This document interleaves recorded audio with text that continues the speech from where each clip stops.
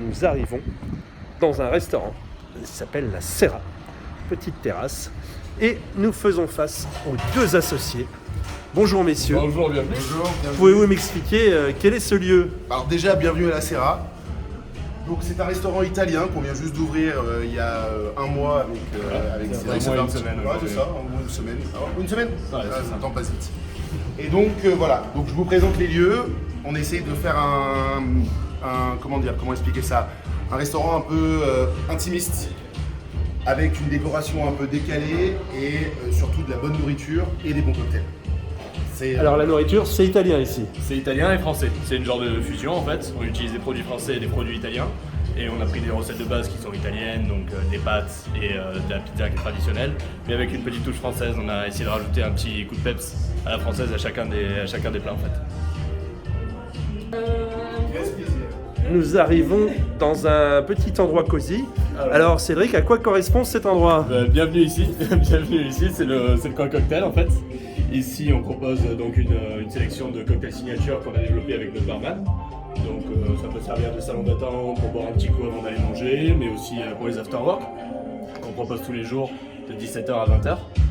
Et donc tous les gens autour viennent se détendre ici, quoi.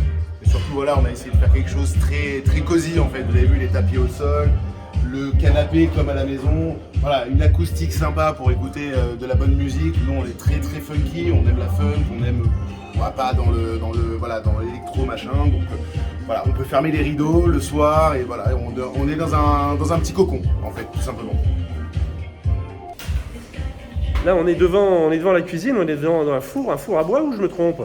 Bah exactement, on est dans un des rares fours à bois de Lisbonne, à l'ancienne, avec du chêne qu'on se fait livrer toutes les semaines.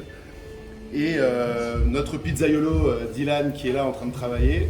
Enchanté. Toutes nos pizzas sont faites avec des produits frais venant d'Italie ou de France directement. On n'achète rien ici, tout vient directement de France et d'Italie.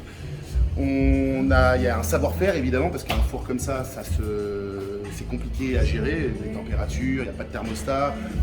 Donc voilà, le principe est là. On travaille aussi sur des salades faites maison, sur des pâtes faites maison aussi, avec des sauces un peu exclusives et différentes qu'on voit en fait si vous voulez dans les autres restaurants italiens. Donc voilà.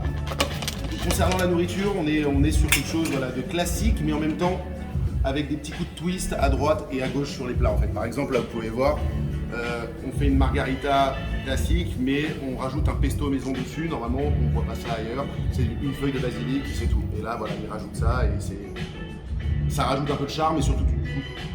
Oui, ce que vous me disiez, c'est que rien de compliqué, mais des bons produits, des beaux produits, bien travaillés. C'est vraiment le principe, les vrais produits, respecter le plus possible.